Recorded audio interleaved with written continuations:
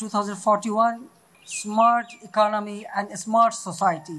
That is our time. ক্ষমতার নেশা পেয়ে বসেছিল শেখ হাসিনাকে। ক্ষমতা, আরও ক্ষমতা, নিরঙ্কুশ ক্ষমতা। টানা প্রায় 16 বছর শাসন করেও তিনি ক্লান্ত নন। যে করেই হোক ক্ষমতায় থাকতে হবে। তাই প্রতিবার নির্বাচন এলেই নানা ফন্দি ফিকির। 1-11 নায়কদের সঙ্গেও সমঝোতা করে 2008 সালে নির্বাচনে জয়ী হন।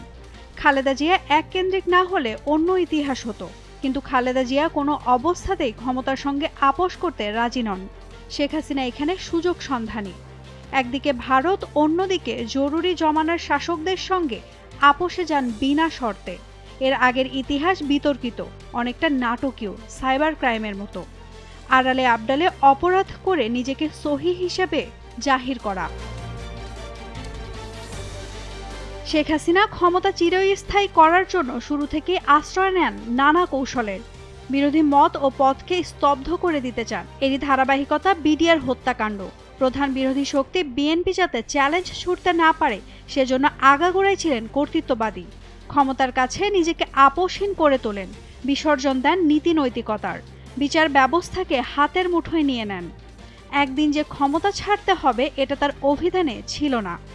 কাচের পেছনে অন্য ইতিহাস লুকিয়ে আছে তা তিনি মানতেন না।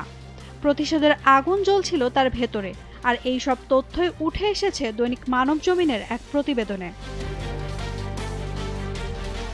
সংবাদ মাধ্যমটির রাজনৈতিক ম্যাগাজিন সংস্করণ জনতার চোখ এ প্রকাশিত হাসিনার ক্ষমতার লোভ এবং ইতিহাসের রংবদল শিরোনামে প্রকাশিত এক প্রতিবেদনে ওই তথ্য প্রকাশ করা হয়। যেভাবেই হোক বাবার হত্যার বিচার করতে হবে, এজন্য নিজের দলকে বলি দিয়ে গড়ে তোলেন বিশেষ বাহিনী, যাদের কাজ ছিল ছায়ার সঙ্গে যুদ্ধ করা। পরিবার ছিল তার কাছে মুখ্য। চারিদিকে মানুষ খুন হচ্ছে পরিকল্পিতভাবে, কিন্তু তিনি ভাব দেখাতেন তিনি কিছুই জানেন না। তার অভিনয় ছিল নিখুঁত, নীরব সাক্ষী ছিল দেশের জনগণ। দেশ থেকে কোটি কোটি টাকা পাচার হচ্ছে বিদেশে, তবে তিনি কিছুই জানতেন না। তৈরি করতেন লোক দেখানো তদন্ত কমিটি, অথচ তার জানা মতেই কারবারিরা নানা কৌশলে টাকা লুট করে নিয়ে গেছে। আখেরে দেখা গেল দেশটা ফোকলা হয়ে গেছে। ক্ষমতা আর টাকা ছাড়া তিনি কিছুই বুঝতেন না। শুরুতে অবশ্য দেশটা গড়ার জন্য প্রচণ্ড পরিশ্রম করেছেন, কিন্তু অন্যায় অবিচার যখন নিত্যদিনের সঙ্গী, তখন তিনি আরও বেপরোয়া হয়ে গেলেন। মিডিয়ার সম্পূর্ণ কবজায় বুদ্ধিজীবীরা নির্বাক। লোভের কাছে তারা নিজেদের বিকিয়ে দেন। তার শাসনের শুরুটা ছিল আলোচিত এবং রহস্যজনক। 1996 থেকে 2001 সাল পর্যন্ত অন্য এক হাসিনা। সুযোগও ছিল কম, ক্ষমতা নিরঙ্কুশ ছিল না। 2001-এর নির্বাচনে হেরে গিয়ে আরও ফুঁসে ওঠেন। অবাস্তব কিছু বিষয় সামনে এনে নিজেকে আরও ক্ষমতা পাগল করে তোলেন। কৌশল আটেন, অন্য এক শক্তির সঙ্গে আপোষ করেন। তখন দেশ আর জনগণ তার কাছে তুচ্ছ। বিএনপির ব্যর্থতার সুযোগে পর্দার আড়ালে শক্তির সঙ্গে সমঝোতায় যান, আর এই সমঝোতা করেন বিদেশে বসেই। সই করেন আসন ভাগাভাগির এক অলিখিত চুক্তিতে। 2008-এর নির্বাচনের নেপথ্যের কারিগররা নিজেদের বাঁচানোর জন্য তৃতীয় পক্ষে দুতিয়ালিতে রাজি হন।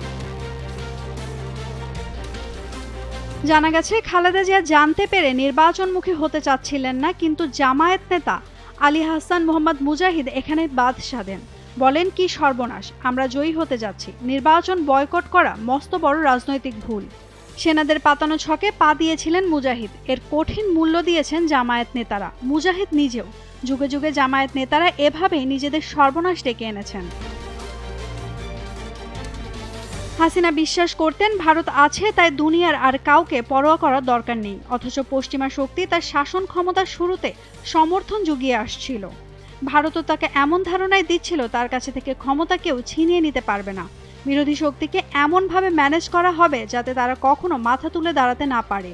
কিন্তু তারা বলেছিল কোনো অবস্থাতেই এক দলের শাসন প্রতিষ্ঠা করা যাবে না, তথাকথিত গণতন্ত্রের লেবাস পরিয়ে দিতে হবে।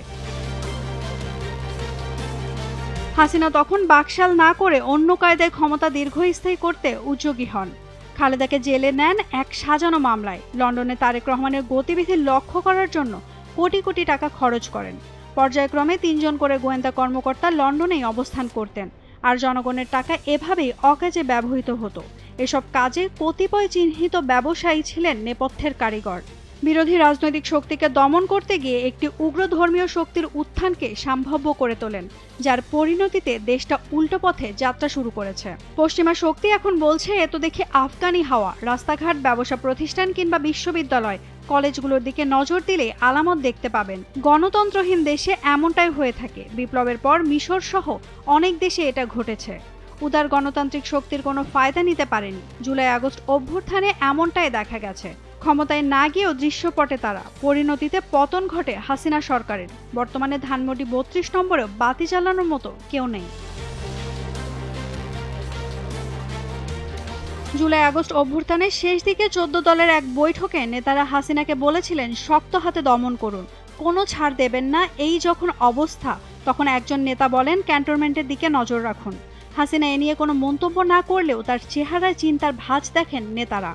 ক্ষমতার ভারসাম্য না রাখায় হাসিনার ১৫.৫ বছরের শাসন ভেঙে খান খান হয়ে যায়। প্রতিশোধের আগুন যে সর্বনাশ ডেকে আনে, হাসিনা এখন তা টের পাচ্ছেন। সম্পূর্ণ ভারত নির্ভর হাসিনা যদি বিকল্প কোনো পথ খোলা রাখতেন, তাহলে এরকম বিপর্যয় হয়তো আসতো না। মজার ব্যাপার হচ্ছে যে ভারতের জন্য হাসিনা এত কিছু করলেন, তারাই কিনা এখন বলছেন তার মুখের দায়িত্ব নেবেন না। কেউ কেউ বলছেন ভারতকে চেনা বড় কঠিন। দুদেশের সম্পর্কে নিয়ে যখন টানটান উত্তেজনা, তখন তারা বিদেশ সচিবকে ঢাকায় পাঠায়। গোপনে বিদেশ সচিব বাংলাদেশের সেনা প্রধানের সঙ্গে ঘণ্টাব্যাপী সৌজন্য সাক্ষাৎ করেন। ওদিকে শেখ হাসিনা এখন কি করবেন? দল গোছানো কঠিন নাকি আরও সময় নেবেন? কাউকে তিনি বিশ্বাস করেন না, এমনকি নিজের ছায়াকেও। তাই বলে কি আওয়ামী লীগ নামের দলটি অস্তিত্ব সংকটেই থাকবে? নাওমিন নাসরিন, ডেইলি সান।